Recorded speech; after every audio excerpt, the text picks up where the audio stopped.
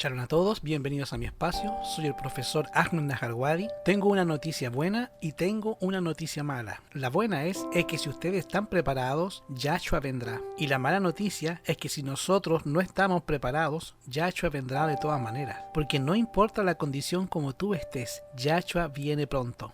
Y en el desarrollo de este estudio voy a explicar por qué razón Yahshua usa la palabra pronto y han transcurrido más de 2000 años y todavía no ha venido. Voy a explicarlo con la ayuda del Eterno para dejar satisfecho a la mayoría de nuestros oyentes, los suscriptores del canal. Y hermanos, es un hecho de que el regreso del Padre es una espada de dos filos en términos de enseñanza calificativa. Puede ser algo maravilloso o algo muy desesperanzador. Todo depende como la manera que nosotros lo estemos esperando. En la infancia, casi todos nosotros hemos conocido la experiencia de practicar alguna travesura o escuchar de nuestras madres la típica expresión: vas a ver cuando llegue tu padre. Si la espera por el regreso de nuestro Padre Celestial es algo placentero en los demás días, no lo será en el día de la desobediencia, pues sabemos las consecuencias que ello ocasionará.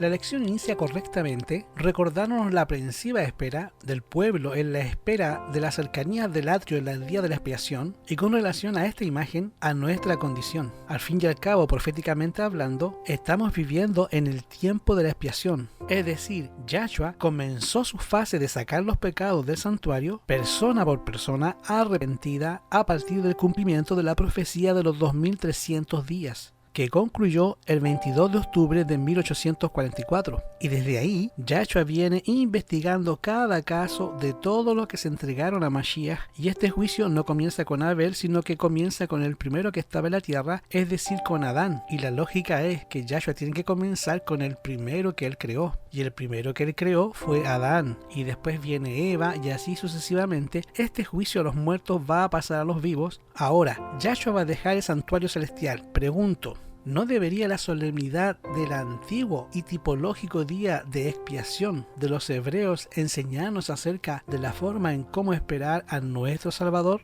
Durante mucho tiempo, las predicaciones parecían en demasía de la noción del miedo y el terror hacia el regreso del Mashiach. Y aquellos que nacieron antes de los años 80 como yo, sin embargo, es importante mencionar que no solamente la generación pasada, sino que la actual generación es la que necesita la misma dosis de temperancia en anunciar los importantes acontecimientos que pronto ocurrirán en este planeta. De ahí el cuidado de fijar fechas para escapar del extremo del temor que dominó el discurso en los años pasados, 60, 70 y 80. Es muy probable que esta generación se haya refugiado en el otro extremo, que es un extremo peligroso y es una relajación. Hubo hermanos que tomaron la elogiable iniciativa de crear una película, una relativa al gran conflicto y otra, la más reciente, llamada La Última Batalla. Ambas películas tuvieron sus méritos y limitaciones, pero no es la película en sí donde me quiero enfocar en el estudio de esta noche, sino que en la respuesta. Había una respuesta generalizada que se produjo en el público que asistió a estas películas, la película Eventos Finales y la película La Última Batalla.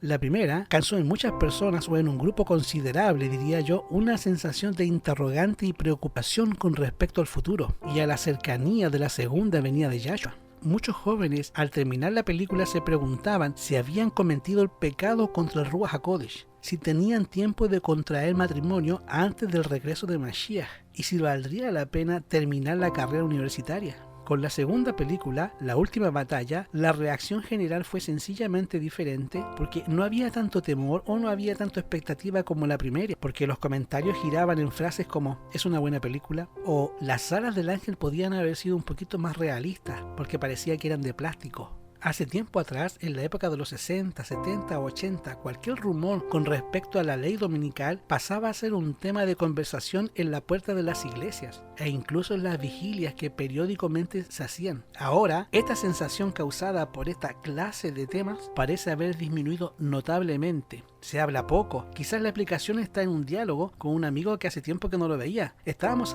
conversando afuera en la calle con referente al 11 de septiembre y al escenario de Estados Unidos actualmente en la economía con el tema de la vacuna. Me dijo, ya no me conmueve esta clase de temas. Pasé toda mi niñez, toda mi juventud creyendo que el Mashiach iba a venir muy pronto. y cualquier rumor que provenía de los Estados Unidos era un motivo de alboroto en la iglesia.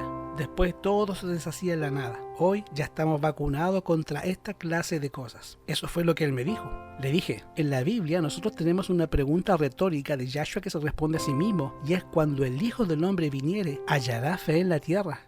Si los últimos eventos amenazaron con ocurrir en todo el mundo y la iglesia se despertaba, y estos eventos obviamente no indicaban que ese era efectivamente el tiempo del fin, ahora dichos acontecimientos están más inminentes entonces. Pero las personas no se sienten tan conmovidas. Ese cuadro corresponde mejor a la pregunta hecha por el Mashiach: cuando el Hijo del Hombre viniere, ¿hallará fe en la tierra? Con relación al temor, debemos recordar que la Biblia nos habla muchas veces de temer a Yahweh. Además, se puede escribir un tratado completo en la teología del miedo, y la diferencia entre temer y tener miedo puede ser muy interesante al describir estas diferencias entre un sentimiento que es cauteloso y enfermizo, pero que no viene de la palabra de Yahweh. El hebreo, que es el idioma con el que se escribió mayormente el Antiguo Testamento, tiene varias expresiones para la palabra temor. La palabra temor en el Antiguo Testamento en hebreo es yaré, y la palabra yaré significa admiración, también significa espanto, temor, perplejidad, miedo. Y cito algunos pasajes en los que aparece la palabra yaré, que se traduce como temor. Vamos a Éxodo capítulo 15, versículo 11, que dice: ¿quién como tú, oh Yahweh, entre los dioses? ¿Quién como tú, magnífico en santidad, terrible en maravillosas hazañas, hacedor de prodigios? La palabra terrible en hebreo es yaré. Otro pasaje, Deuteronomio 5:5, dice: yo estaba entonces entre Yahweh y vosotros para declarar la palabra de Yahweh, porque vosotros tuvisteis temor del fuego y no subisteis al monte. La palabra temor de ese pasaje es yaré. El otro pasaje se encuentra en 2 de Samuel, capítulo 14, versículo 15, que dice: y el haber venido yo ahora para decir esto al rey mi Adón es porque el pueblo me atemorizó. La palabra ahí es yaré. Y sigue diciendo: y tu sierva dijo: hablaré ahora, quizás él hará lo que su sierva diga. Hay un pasaje especial, es el Salmo 119-120, cuya traducción literal es en hebreo: mi carne siente escalofríos, se estremece el temor. La palabra temor ahí es pacat, que es terror. Ante ti y de tus juicios tengo miedo. La palabra miedo ahí es yaret. Pero lo interesante de este texto es que esta sensación, aunque es legítima e intencionada de parte del Eterno, sea aliviada luego en el creyente con la proximidad del amor divino que está suavizando la sensación del temor. Entonces, el miedo pasa a ser respeto, reverencia. Vamos a ver dos ejemplos. El Salmo 112, versículo 1, que dice: bienaventurado el hombre que teme a Yahweh y en sus mandamientos se deleita en gran manera. La palabra teme es el verbo yaret. Otra palabra, Eclesiastés capítulo 8, versículo 12. Aunque el pecador haga más 100 veces y prolongue sus días, con todo yo también sé que les irá bien a los que temen a Yahweh, los que temen ante su presencia. La palabra temen es yaret en hebreo. Entonces, cuando nosotros estamos viendo este verbo temer, que es un sinónimo de obediencia al Eterno, antes que estar temblando de terror y de preocupación. Ahora, hay un pasaje en el Brit Hadashah, en el Nuevo Testamento, que habla el rabino Shaul, que contradice la explicación que yo acabo de dar con relación a la palabra temor, que es yaret en hebreo. Y se encuentra en la carta de Filipenses capítulo 2, versículo 12, que dice: por tanto, amados míos, como siempre habéis obedecido, no como en mi presencia solamente, sino que mucho más ahora en mi ausencia, ocupaos en vuestra salvación con temor y temblor. La palabra temor en griego es phobos, de ahí viene la palabra fobia. El rabino Shaul está motivando a desarrollar nuestra salvación con temor y temblor. Pero dice el apóstol Juan en 1 de Juan 1:18, en el amor no hay temor, o sea, no hay phobos, sino que el perfecto amor echa fuera el temor, o sea, el fobo, porque el temor lleva en sí castigo, de donde el que teme no ha sido perfeccionado en el amor. Esto es a saber en Yahweh, que es amor. Ahora, en este pasaje, el apóstol nos está sugiriendo que descartemos el sentimiento de miedo para que podamos ser perfeccionados en el amor, que es a saber en Yahweh, que Él es amor. Y en rigor, hay una contradicción que es aparente, pero el equilibrio está resolviendo el problema, que es imposible acercarse a que alguien con tanto poder como el Creador si nosotros podamos perder el habla. No hay ninguna forma, no hay nadie que no haya estado en la presencia del Eterno, porque las piernas tiemblan, ya que su grandeza es una luz increíble, enceguecedora. Por otra parte, no hay una forma de ignorar el cariño de Yahweh, el amor de Yahweh, la voluntad que Él hace, y es lo que nosotros tenemos que hacer, es correr hacia Él, a pesar de la profundidad desconocida de su grandiosidad como Creador omnipotente. Los padres que tienen una buena relación con sus hijos tienen muchas experiencias hermosas que contar. En cierta canción, un hermano contaba que fue sorprendido por su hijita de 4 años cuando estaba en una piscina. Él estaba en la parte más profunda y ella, que no sabía nadar bien, se encontraba en la parte de menor profundidad. Al poco tiempo, ella le dijo: papá, tengo miedo, quiero ir donde tú estás. Y el padre encontró muy graciosa su ingenuidad y le respondió: hijita, es más hondo aquí donde yo estoy. Y ella contestó: no importa, papá, quiero ir donde tú estás. Está bien, dijo el padre, ven hasta aquí que yo te voy a tomar. Inmediatamente ella comenzó a nadar como perrito, atravesó toda la piscina hasta donde estaba su padre, y al llegar cerca de su padre, el pánico, el temor se transformó en alivio y en seguridad. Ella estaba junto a su padre y no necesitaba sentir temor a la profundidad de la piscina o la pileta, como le llaman en algunas partes. ¿Y qué decir en relación al juicio final? Una señora cuenta que en cierta ocasión su hijo de 5 años hace algo que ella consideró que estaba muy mal y sintió que tenía que hacerlo saber a través de un castigo. Le ordenó al niño que fuera hasta el final del patio y trajera una vara de algún tipo de árbol para que ella lo pudiera castigar. El niño de 5 años permaneció mucho tiempo fuera de la casa, y cuando volvió estaba llorando y le dijo a su madre: mami, no pude encontrar una vara, pero encontré una piedra para que tú me puedas pegar. Inmediatamente la madre comprendió cómo la situación es entendida por un niño. Si mi madre quiere pegarme, no importa cómo o con qué, ella puede hacerlo hasta con una piedra. Lo que más le dolía a ese niño era haberla decepcionado. Eso fue lo que más le dolía al pequeño. Hermanos oyentes, para el creyente verdadero, el castigo no está en ser amenazado con un lago de fuego, con el infierno, con las plagas del apocalipsis. El castigo está en incurrir en el riesgo de decepcionar y herir a alguien a quien nosotros amamos mucho. Analicemos bien esta comparación.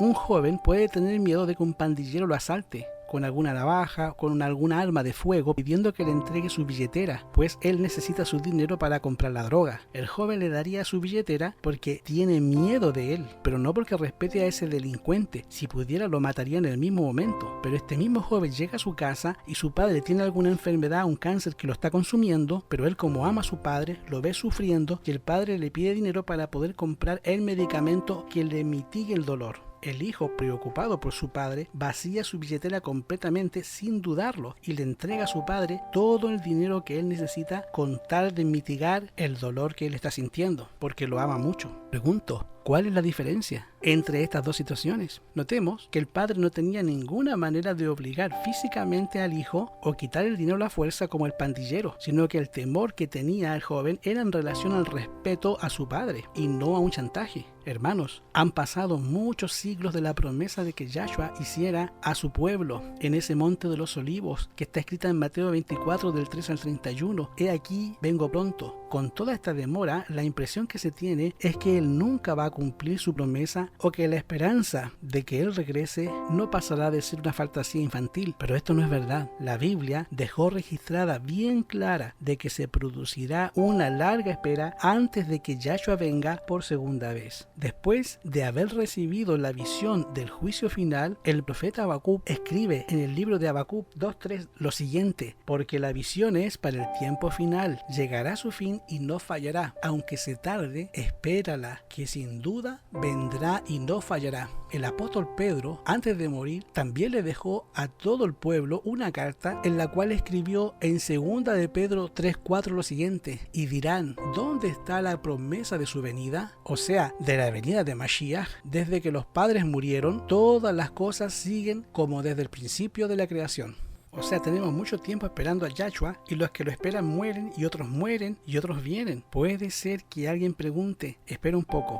En la Biblia, Yahshua dijo muchas veces que vendría en breve, pero han pasado más de 2000 años y esto no es algo tan breve. ¿No se habrá equivocado en la fecha? ¿No se habrá equivocado en las promesas de volver a la tierra? Claro que no, hermano. Para iniciar esta conversación, la tónica del discurso de Yahshua acerca de su regreso era que nadie podía saber el día o cuándo iba a ocurrir, ni el día ni la hora. Cuando él lo profetizó, la destrucción de Jerusalén, por ejemplo, él dijo, os aseguro que no pasará esta generación sin que todo esto suceda. Pero no obstante, entre tanto, sin embargo, aun que son adverbios de tiempo, nadie sabe la hora, ni aun los ángeles del cielo, sino mi Padre solo. Mateo capítulo 24, versículo 34 y versículo 36. Jerusalén sería destruida en los tiempos de aquella generación. Y así sucedió, hermano. 4 décadas después de que Yahshua había dicho esto, los romanos se reunieron y cercaron la ciudad y la quemaron completamente, incluyendo al templo. Pero el día del juicio final, nadie sabría cuándo ocurriría. Ahora usted se estará preguntando, ¿y qué en cuanto a la promesa de su brevedad en venir? ¿Qué hacemos con la cita bíblica del apóstol Juan que dice en Apocalipsis 22:20, ciertamente vengo en breve?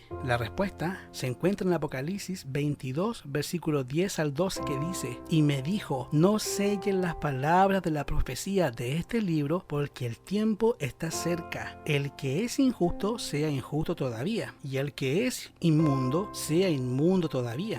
Y el que es justo, practique la justicia todavía. Y el que es santo, santifíquese todavía. Porque he aquí, yo vengo pronto, y mi galardón conmigo para recompensar a cada uno según sea su obra. Cuando leamos un versículo de la Biblia, hay que leer el contexto y no solo el pasaje aislado. Pregunto, ¿de qué estaba hablando el apóstol Juan en ese contexto en lo que está hablando ahí? Él está hablando de que el tiempo estaba cerca. Y pregunto, ¿cuál era ese tiempo? El tiempo cuando terminaría el juicio investigador que comenzó al finalizar la profecía de Daniel 8:14, los 2300 días, que fue el 22 de octubre de 1844, y cuya sentencia final, el cierre de la gracia, está en el versículo 12 de Apocalipsis 22, que dice, el que es injusto sea injusto todavía, y el que es inmundo sea inmundo todavía, y el que es justo practique la justicia todavía, y el que es santo santifíquese todavía. Aquí el apóstol Juan está hablando del destino de cada caso. Pregunto, entonces, ¿qué vendría inmediatamente después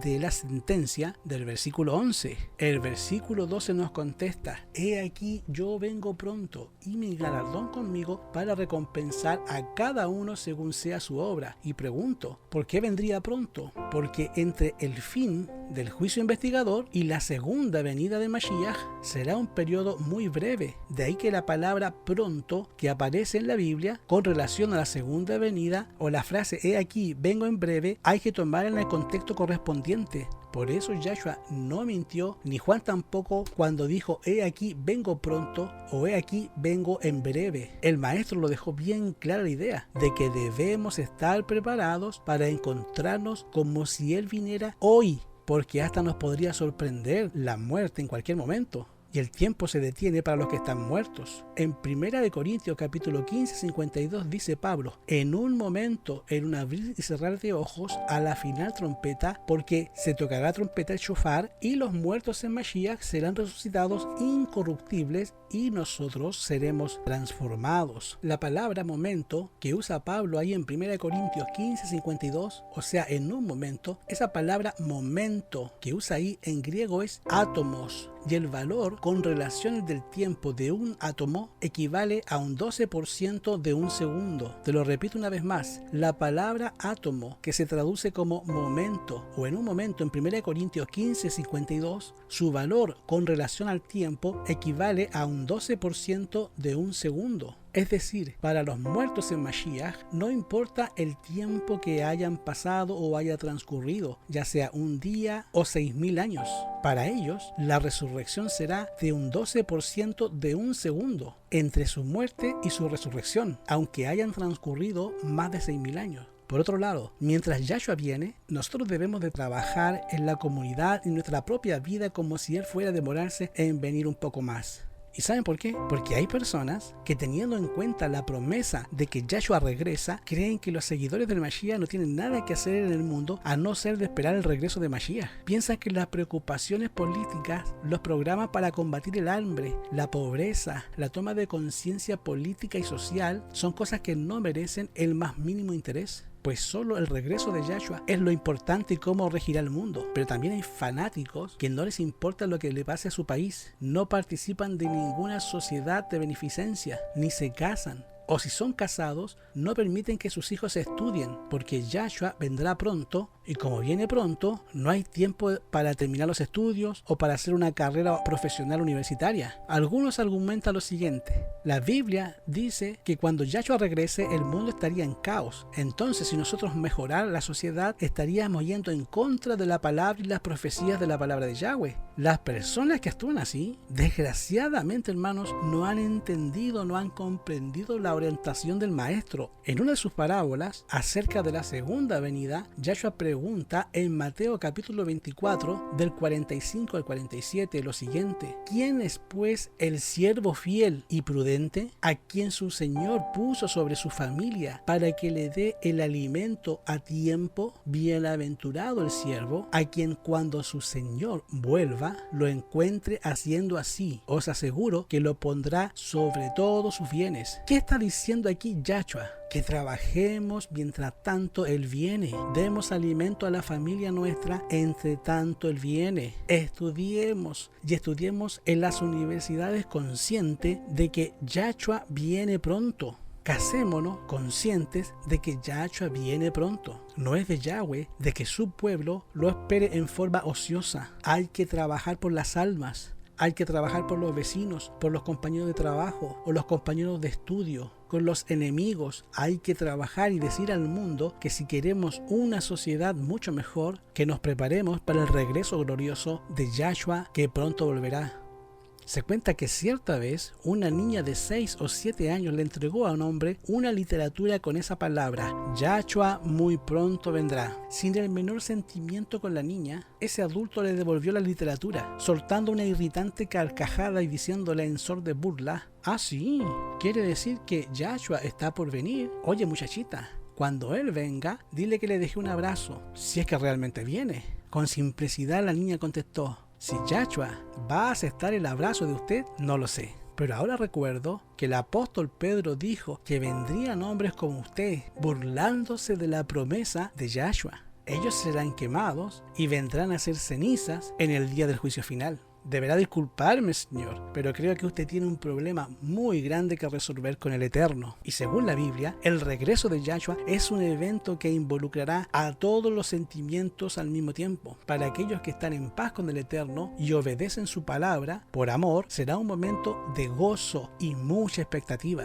Aquel que está por venir no va a ser un extraño ni un exterminador. Él es su Salvador y vendrá a buscarnos para que tú y yo vivamos en su reino eterno. Ahora, por otro lado, hay una gran multitud que no demuestra ni la más mínimo interés de estar con el Maestro. Estas personas ya rechazaron su gracia, rechazaron la oportunidad de entregarse por completo a Él y cerraron sus mentes a la evidencia de su palabra profética. Estas personas, según el libro de Apocalipsis, pedirán en aquel día que caigan los montes y las piedras encima de ellos y los libres de la visión que están viendo. Apocalipsis capítulo 6, versículo 15 y 16. Hermanos, la gente no se imagina cómo vendrá el Mashiach, pero dice la Biblia que vendrá con toda la gloria del Padre y toda la gloria de los ángeles. Un ángel tiene acomodado en su cuerpo la energía del sol más grande del universo. O sea, si los guardias cayeron muertos cuando Yahshua resucitó y los dos ángeles que estaban con gloria moviendo la tumba, moviendo la piedra y levantando al Eterno y conduciéndolo a su Padre Celestial, ellos cayeron como muertos, no murieron por la misericordia del Eterno. ¿Por qué? Porque cada ángel hay millones y millones de voltios y de vatios de luminiscencia acumulado en su cuerpo. ¿Cuánto más el Eterno, el Creador, cuando venga en la gloria de su Padre, con los millones y millones de ángeles, todos cargados con quintillones de voltios de luminiscencia en su cuerpo? ¿Usted ha pensado esto? Va a ser un día terrible. El cielo entero se va a vaciar de ángeles, según Apocalipsis 8, para acompañar a Mashiach en gloria. Y Yahshua no vendrá solamente con los ángeles, vendrá con la gloria del Padre y también vendrá con el Ruach.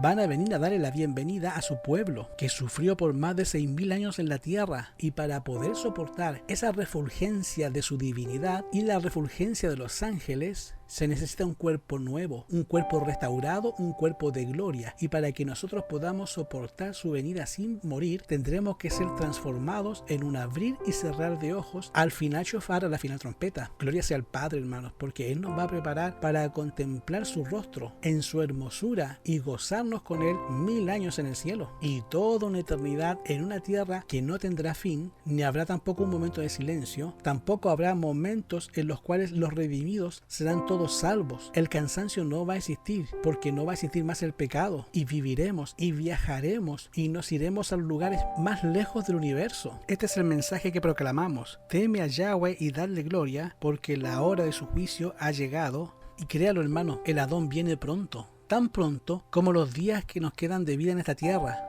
Si hoy día nosotros muriéramos en un accidente, entre la muerte y la segunda venida de Mashiach transcurrirá 20 años. Pero cuando Yahshua venga en gloria, va a ser un 12% de un segundo, porque el tiempo se para, se detiene. Para el que está muerto, no sabe nada, está en un estado de inconsciencia. Hermanos, cuán solemne es vivir. Cada seguidor del Mashiach tiene que prepararse para vivir y no meterse en las cuevas, en las montañas, porque no se preparó. Que podamos decir ese día: he aquí nuestro Adón, le hemos esperado y Él nos salvará. ¿Cómo está tu vida, hermano? ¿Cómo está mi vida? Si la guadaña de la muerte tocara la puerta de la casa hoy día, ¿estás tú preparado? Si es así, que Yahweh te dé shalom.